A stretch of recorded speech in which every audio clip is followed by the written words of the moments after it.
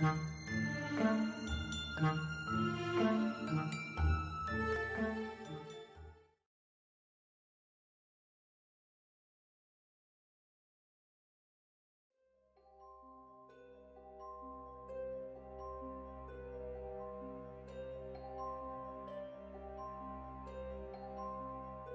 roi de Vannes avait une fille nommée Tryphina, si belle et si parfaite que les saintes elles-mêmes enviaient ses mérites. Or, elle fut demandée en mariage par le comte de Cornouailles nommé Comorre, le plus méchant homme que Dieu eût créé depuis Caïn. Le roi de Vannes ne voulait point consentir à cette alliance. Pour éviter la guerre entre les deux pays, Saint Veltas décida la jeune fille à épouser le prince Kernwed. Il lui donna seulement une bague d'argent pour lui servir d'avertissement, car bien que cette bague fût aussi blanche que le lait, elle devait devenir en cas de danger pour Tryphina aussi noire que l'aile d'un corbeau. Les noces furent célébrées avec grand appareil, et Comorre s'en retourna dans ses terres avec la jeune mariée. Pendant les premiers mois, son amour pour Tryphina le rendit plus doux qu'on ne devait l'attendre de sa nature. Les prisons du château restèrent vides et les fourches de justice sans pâture pour les oiseaux. Les gens du comté se disaient tout bas : « Qu'a donc le Seigneur ? Il n'aime plus les larmes ni le sang. » Mais ceux qui le connaissaient mieux attendaient sans rien dire. Tryphina elle-même, malgré la bonté du comte pour elle, ne pouvait se rassurer ni prendre aucune joie. Tous les jours, elle descendait à la chapelle du château, et là, elle priait sur les tombes des 4 femmes dont Comorre s'était fait veuf en demandant à Dieu de la préserver d'une rude mort. Il eut vers ce temps-là une grande assemblée de princes bretons à Rennes, et Comorre fut obligé de s'y rendre. Il donna à Tryphina toutes les clés du château, même celles de la cave. Il lui dit de se distraire à sa fantaisie et partit avec une grande suite. Il ne revint qu'au bout de 5 mois et arriva grandement pressé de revoir Tryphina, dont il avait eu souci pendant toute son absence. Aussi ne prit-il point le temps de la faire prévenir de son retour et se présenta-t-il dans sa chambre au moment où elle taillait un petit bonnet de nouveau-né garni de dentelle d'argent. En voyant le bonnet, Comorre pâlit et demanda quel devait être son usage. La comtesse, qui croyait lui mettre une grande joie au cœur, déclara qu'avant 2 mois, il aurait un enfant. Mais à cette nouvelle, le seigneur de Cornouailles recula hors de lui. Et après avoir regardé Tryphina d'un air terrible, il sortit brusquement sans rien dire. La princesse eût pu croire que c'était un caprice comme le comte en avait quelquefois, si elle ne se fût aperçue, en baissant les yeux, que sa bague d'argent était devenue noire. Elle poussa un cri d'épouvante, car elle se rappelait les paroles de Saint Veltas, et elle comprit qu'un grand danger la menaçait. Mais elle ne pouvait deviner pourquoi, ni trouver le moyen d'y échapper. La pauvre femme demeura tout le reste du jour et une partie de la nuit à chercher d'où venait la colère du comte. Enfin, comme son angoisse augmentait, elle descendit à la chapelle pour prier.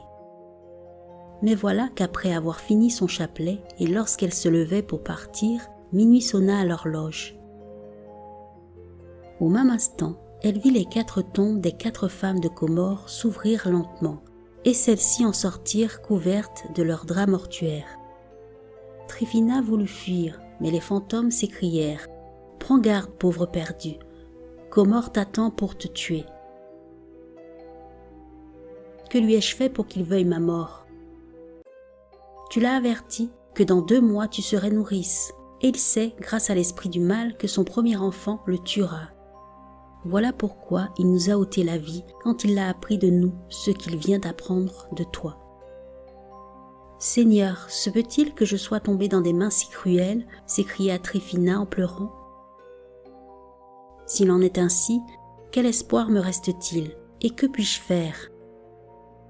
Va trouver ton père au pays du blé blanc, répondirent les fantômes.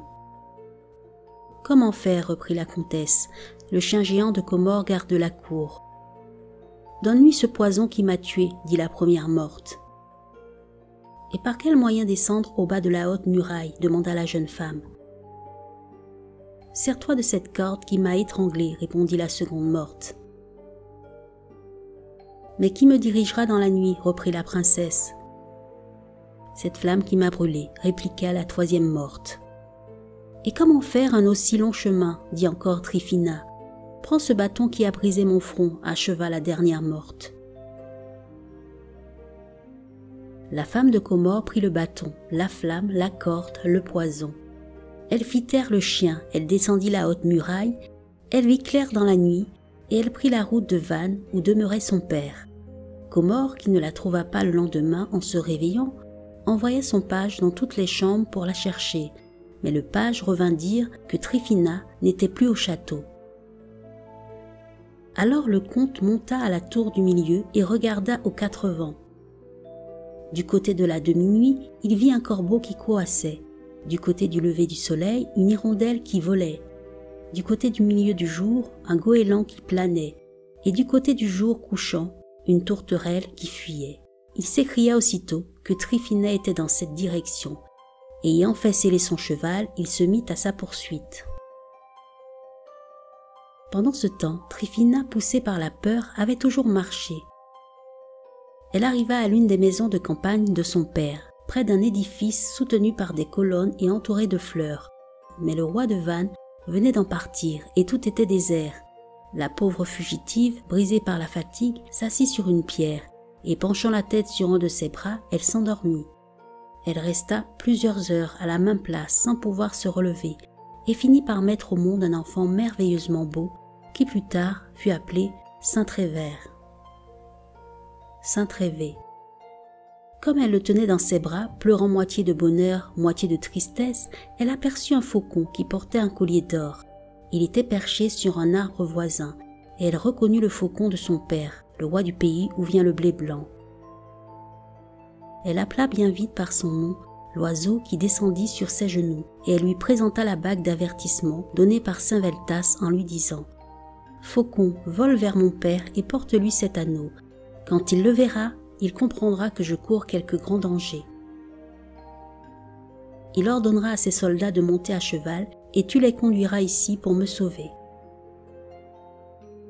L'oiseau comprit, saisit la bague et s'envola comme un éclair du côté de Vannes. Mais presque au même instant, Comore paraissait sur la route avec son chien fauve qui suivait toujours la piste de Tryphina, et comme celle-ci n'avait plus la bague pour l'avertir, elle ne sut rien qu'en reconnaissant la voix du tyran qui encourageait le chien. La pauvre innocente sentit le foie parcourir ses os.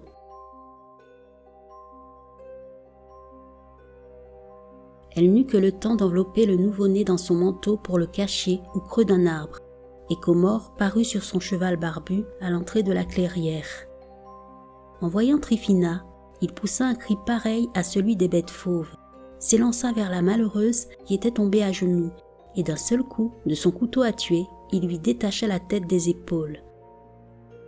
Croyant s'être ainsi débarrassé de la mère et de l'enfant, il siffla son chien et repartit pour la Cornouaille.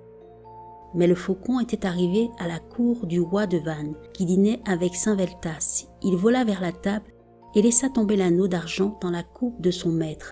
Celui-ci ne l'eut pas plutôt reconnu qu'il s'écria « Il est arrivé quelque malheur à ma fille puisque le faucon me rapporte sa bague.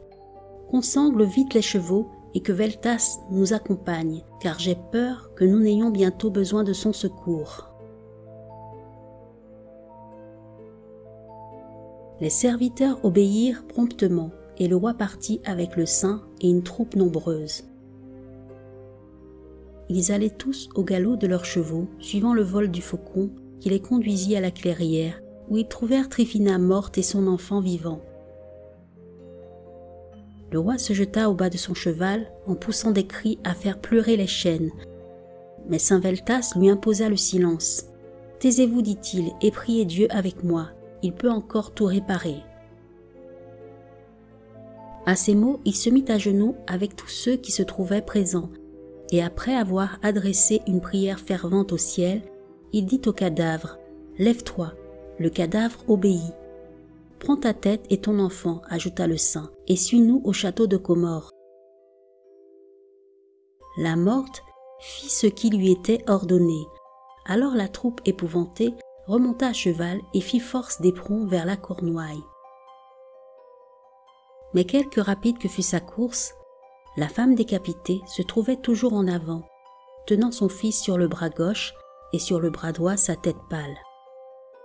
Ils arrivèrent tous ainsi devant le château du meurtrier. Comore, qui les avait vus venir, fit relever le pont-levis. Saint-Veltas s'approcha des fossés avec la morte et s'écria à haute voix.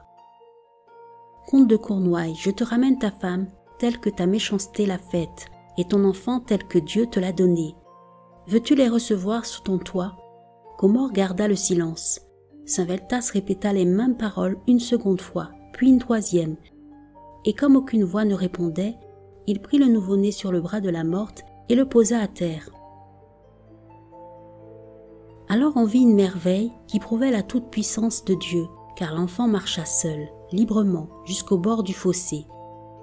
Il prit une poignée de sable et la lançant contre le château, s'écria « La Trinité fait justice !»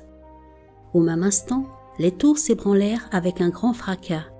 Les murs s'entr'ouvrirent et le château entier s'affaissa sur lui-même, ensevelissant le comte de Cournoil et tous ceux qui avaient aidé à ses crimes.